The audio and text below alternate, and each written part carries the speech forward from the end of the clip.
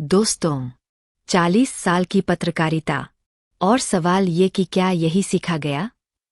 जब खबर के नाम पर डर बेचा जाए, जब इंटरव्यू के नाम पर जहर परोसा जाए और जब सच के नाम पर एकतरफा कहानी सुनाई जाए, तब दर्शक चुप नहीं रहता। याद रखिए, आज का दर्शक मूक दर्शक नहीं है। वो सवाल भी पूछता है और आईना भी दिखाता है। 300-400 निगेटिव कमेंट कोई ट्रोलिंग नहीं होते, वो जनता का फैसला होते हैं। तो आखिर सच्चाई क्या है? खबर या किसी के खिलाफ रचा गया पूरा नैरेटिव? देखते रहिए, जागते रहो, क्योंकि यह सच छुपता नहीं, उजागर होता है। दोस्तों, 40 साल की पत्रकारिता का दंभ भरने वाले ने क्या यही पत्रकारिता सीखी है? और एक बात साफ कर ले, दर्शक मूक दर्शक नहीं है। अगर 300-400 लोग खुलकर निगेटिव कमेंट करते हैं, तो उसे ट्रोल कहकर खारिज नहीं किया जा सकता। उसे आईना समझकर अपने गिरेबा में झांकना पड़ता है। हर दर्शक बिकाऊ नहीं होता। और अगर इतना ही भरोसा है अपनी नीयत पर, तो खुले मंच पर अपने बच्चों की सौगंध लेकर कहा जाए कि यह पूरी कवायद किसी मंत्री के इशारे, किसी संस्थान के विज्ञापन या किसी हवाला रकम के बिना की गई है। क्योंकि जो दिखा है, वो सवाल तो उठाता ही है। अब जरा ठंडे दिमाग से पूरी कहानी समझिए। पहले एक वीडियो आता है और उसमें सीधे निशाने पर लाए जाते हैं पूर्व गृह मंत्री, खुरी विधायक भूपेंद्र सिंह। शुरुआत से ही ऐसा माहौल बनाया जाता है कि जैसे किसी एक व्यक्ति से नाराज होना मतलब बर्बादी को बुलावा देना। परिवार खत्म हो जाते हैं, लोग आत्महत्या कर लेते हैं।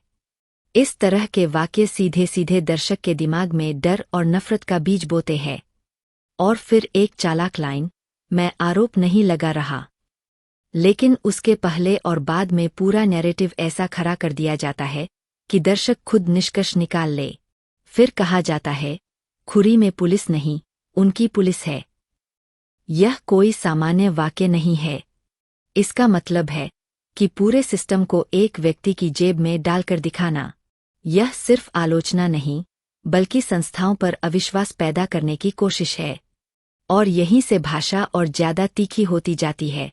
मरवा देंगे, जेल में सरा देंगे, खत्म कर देंगे, बार बार, बार बार, बार बार।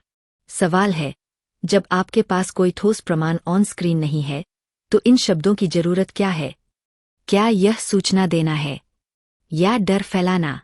और फिर आता है इंटरव्यू, जहां पत्रकार का काम होता है रोकना, टोकना, तथ्य मांगना, बैलेंस रखना।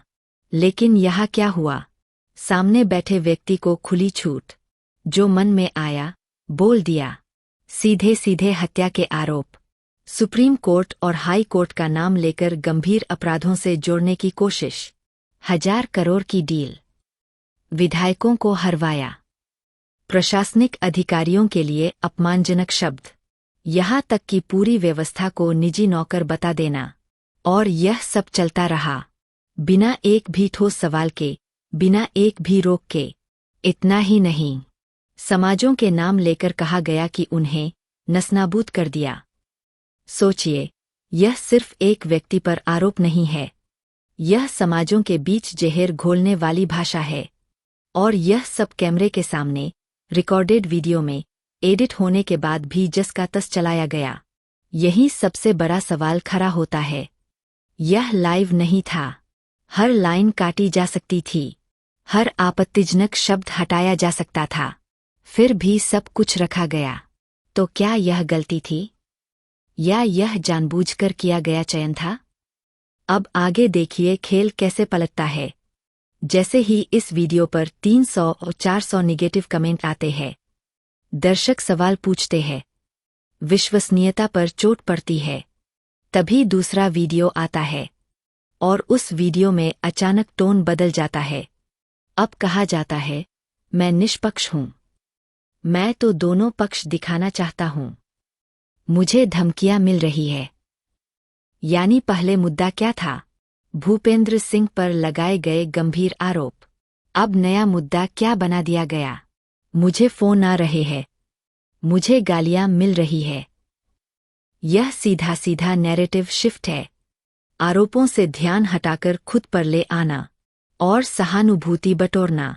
लेकिन सवाल वहीं खड़ा है, अगर आप निष्पक्ष थे तो पहले वीडियो में संतुलन कहाँ था?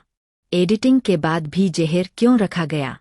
क्यों नहीं कहा गया यह आरोप गंभीर है, इनके सबूत क्या है?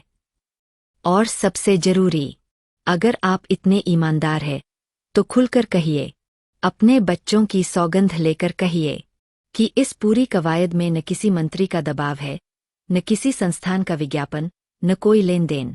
क्योंकि दर्शक अब समझदार है, वह सिर्फ सुनता नहीं, परखता भी है। यह पूरा घटनाक्रम क्या दिखाता है? पहले एक तरफा आरोपों से माहौल बनाओ, फिर जब विरोध आए तो सफाई का नया वीडियो लाओ और उसमें खुद को पीड़ित, निष्पक्ष और दबाव में दिखाओ। लेकिन सच्चाई यह है, पत्रकारिता में जिम्मेदारी होती है। मंच देना मतलब सिर्फ कैमरा ऑन करना नहीं होता। मंच देना मतलब यह तय करना भी होता है कि क्या दिखाना है और क्या नहीं। जब बिना सबूत के हत्या, साजिश, प्रशासनिक कब्जे जैसे आरोप चलाए जाते हैं, जब अपमानजनक भाषा को बिना रोके प्रसारित किया जाता है, जब समाजों को बांटने वाली बातें ऑन एयर जाती है, तो यह सिर्फ इंटरव्यू देने वाले की जिम्मेदारी नहीं रहती। यह उतनी ही जिम्मेदारी उस व्यक्ति की भी होती है जिसने यह सब रिकॉर्ड किया, एडिट किया और जनता तक पहुंचाया। दर्शक ने अपना काम कर दिया, 400 कमेंट करके बता दिया कि उसे क्या गलत लगा। अब बारी उस व्यक्ति की है जो खुद को पत्रकार कहता है।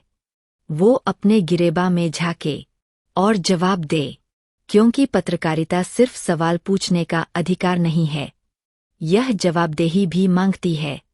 और आज सवाल सीधा है, जो दिखाया गया वो खबर थी या किसी के खिलाफ खड़ा किया गया नैरेटिव?